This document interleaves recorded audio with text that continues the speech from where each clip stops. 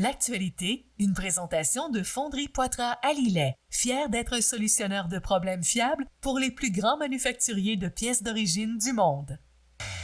Depuis plus de 30 ans, l'équipe de Fonderie Poitras à Lillet a contribué à alimenter plus de 30 millions de véhicules sur la route. Poitras, bien plus qu'un métier de fonderie, une passion pour le dépassement. Joins-toi à nous.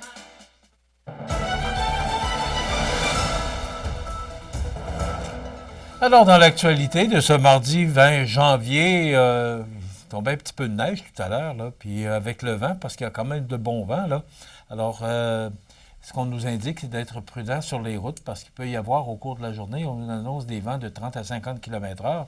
Ça peut causer de la poudrerie par endroits. On voyait, je ne sais pas à quel endroit, là, que j'ai vu ça hier aux États-Unis, un carambolage monstre, là, justement, en raison de la poudrerie là, sur la route. Donc, il faut être très prudent. Une cabane à sucre ravagée par les flammes à Moigny, c'est arrivé vendredi en après-midi. Alors, ça s'est passé sur le chemin des Érablières. Vous savez que maintenant, les montées, les numéros de montée, ça n'existe plus. C'est maintenant des noms de rues là, ou de chemins. Là.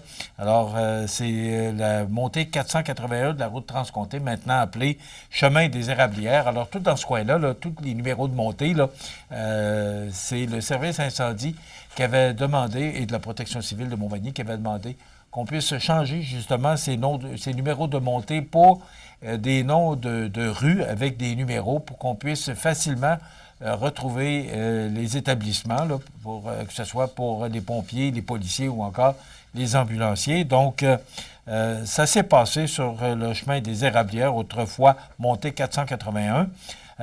C'est un incendie qui a ravagé complètement une cabane à sucre.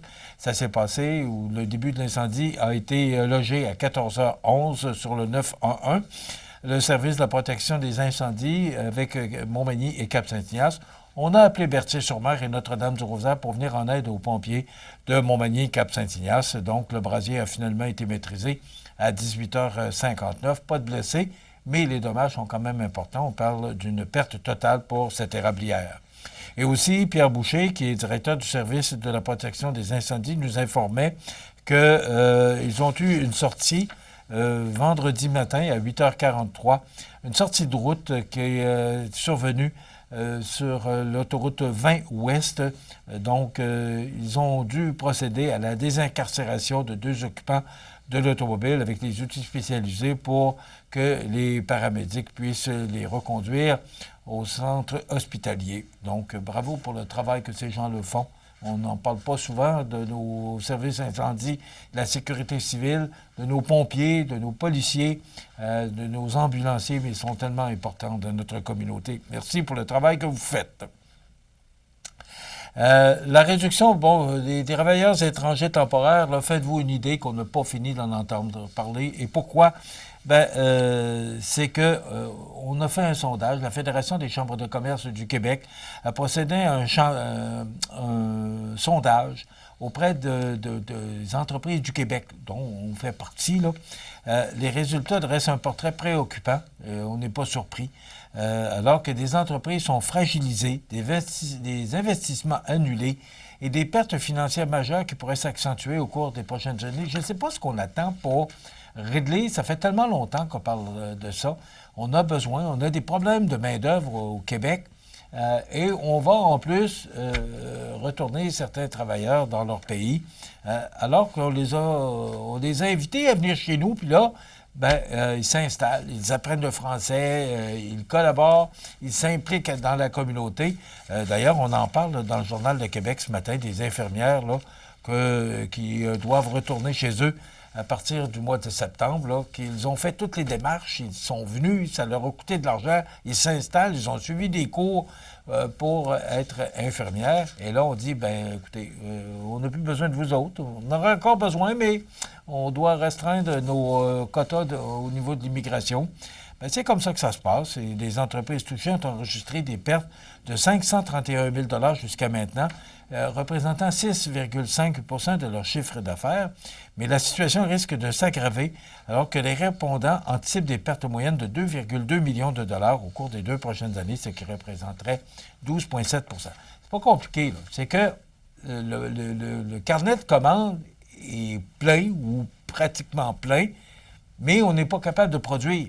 C'est bien beau d'avoir des clients qui veulent nous acheter, mais si on n'est pas capable de fournir les produits à nos clients, bien, il est là le problème. Alors, 72 des répondants jugent que la région devient difficilement viable, voire non viable économiquement en raison de la diminution de l'immigration permanente et temporaire. Ça veut dire quoi? C'est une sonnette d'alarme et les politiciens entendent, mais ça ne bouge pas. Ou entendent pas, tout simplement.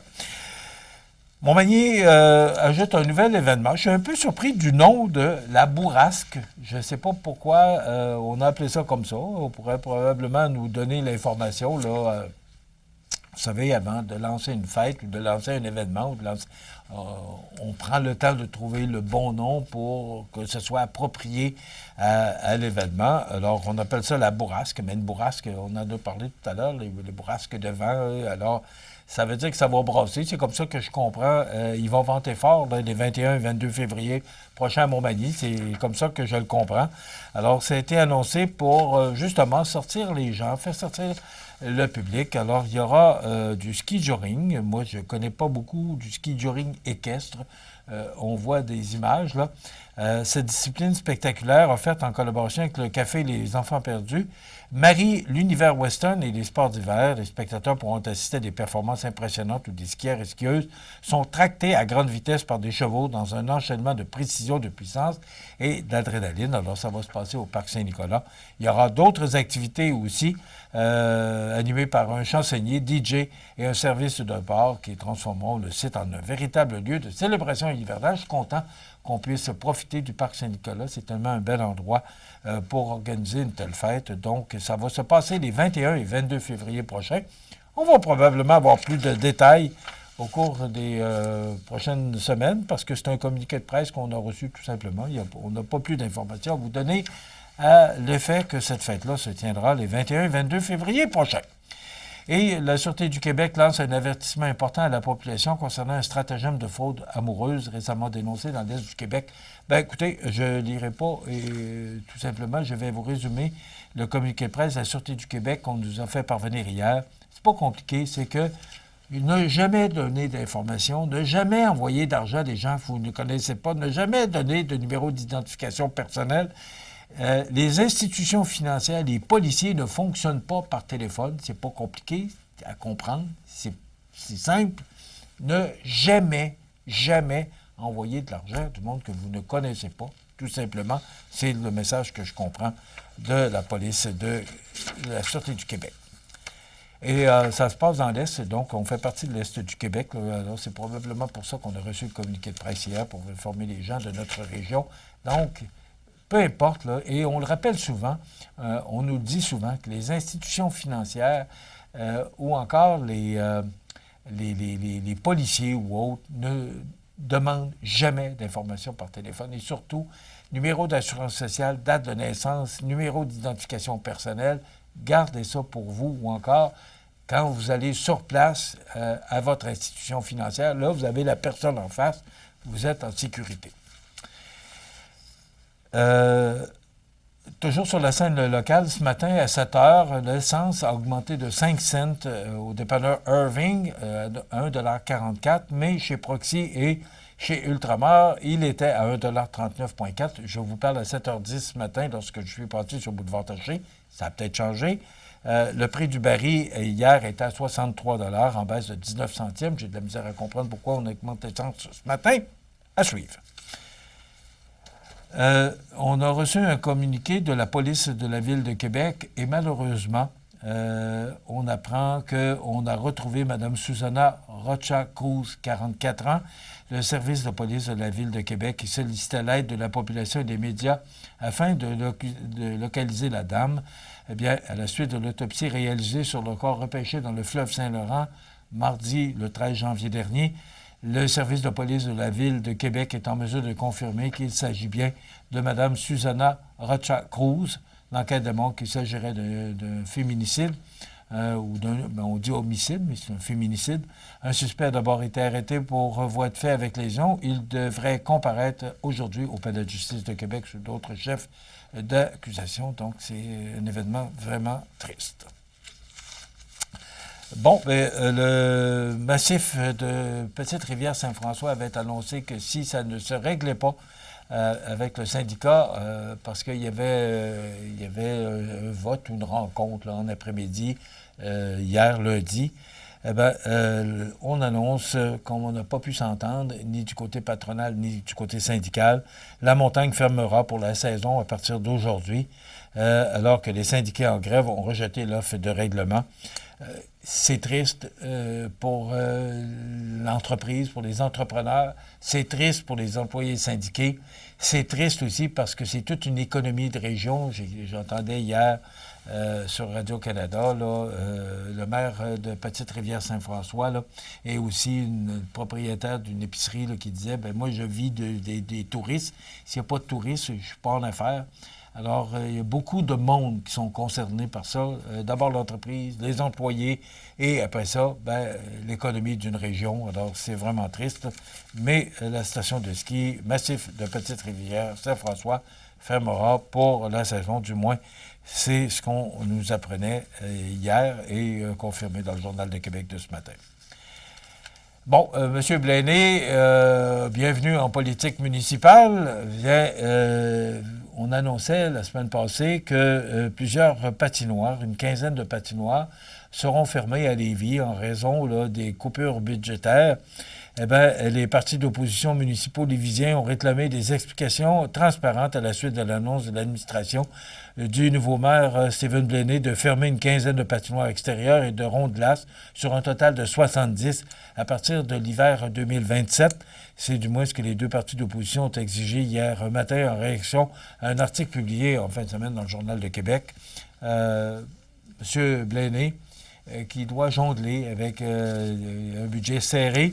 L'augmentation de la taxe municipale me semble qu'elle est de 3,8 %, mais on dit qu'il y avait un déficit, il y aurait eu un déficit de l'administration précédente d'environ 13 millions, ce qui crée des difficultés au niveau, qui créerait, je vais le dire au conditionnel, là, parce qu'on n'est pas dans les chiffres, on n'est pas là, ce qui créerait un déficit là, pour le nouveau conseil municipal. Fait que, on fermerait pour 2027 une quinzaine de patinoires sur un total de 70. On apprenait dimanche, on en a parlé, que Mme Geneviève Guilbeault ne solliciterait pas un nouveau mandat et ne serait pas là pour la chefferie du parti de la CAQ en remplacement de M. Legault. Eh bien, celle qui nous a surpris hier, c'est Mme Sonia Lebel qui a annoncé également son départ. Mme Lebel qui a fait, et je vous le dis, là, contre toute allégeance politique, là, c'est pas ça du tout. Quand des politiciens et des politiciennes font du bon travail, je pense qu'il est de mise qu'on le souligne. Après mûre réflexion et de longues conversations avec ma famille, mes amis et mes collègues, j'en reviens à la conclusion que le temps est venu de me retirer de la vie politique à la fin du présent mandat. C'est ce que Mme Sonia Lebel a mentionné hier. Elle est ministre de l'Éducation, donc elle sera en poste jusqu'aux prochaines élections, mais ne sollicite pas de nouveaux mandats. On termine sur une nouvelle qui est surprenante ce matin. On nous dit que depuis 2 ans, plus de 4 400 étudiants ont été refusés dans des cégeps de la province, faute d'espace. C'est du jamais vu. Ce bilan, compilé par le Journal de Québec, demeure toutefois très partiel, puisqu'une poignée de cégeps ont accepté de transmettre des informations à ce sujet, alors qu'une quinzaine d'établissements ont été contactés. Donc, à eux seuls, le cégep Montmorency, Gérald Godin de l'Outaouais, Sainte-Foy, Édouard Montpetit ont dû refuser 4 451 étudiants à l'automne 2024 et 2025 pour manque de place pour les accueillir. La majorité des cégeps de la province, selon le Daphné Dion-Vien, sont d'ailleurs en déficit d'espace. La situation est particulièrement critique au cégep de l'Outaouais, à Gatineau, où 1400 étudiants ont été refusés en 2 ans, soit 2 fois plus qu'à l'habitude. Cet établissement est le seul de la région dont le territoire s'étend sur 30 000 km², soit l'équivalent de la Belgique. Alors, des étudiants qui doivent reporter, selon la journaliste, leur projet académique ou franchir la rivière des Outaouais pour aller étudier à Ottawa. Donc, c'est pas drôle. Beaucoup de demandes et pas de place. Voilà. Demain, chronique culturelle avec Marie-Ève Lamonde. C'est ce qu'on vous propose pour notre émission du mercredi 21 janvier. Je vous souhaite une excellente journée. Soyez prudents sur les routes. À demain. L'actualité, une présentation de Fonderie Poitras à Lillet, fier d'être un solutionneur de problèmes fiables pour les plus grands manufacturiers de pièces d'origine du monde.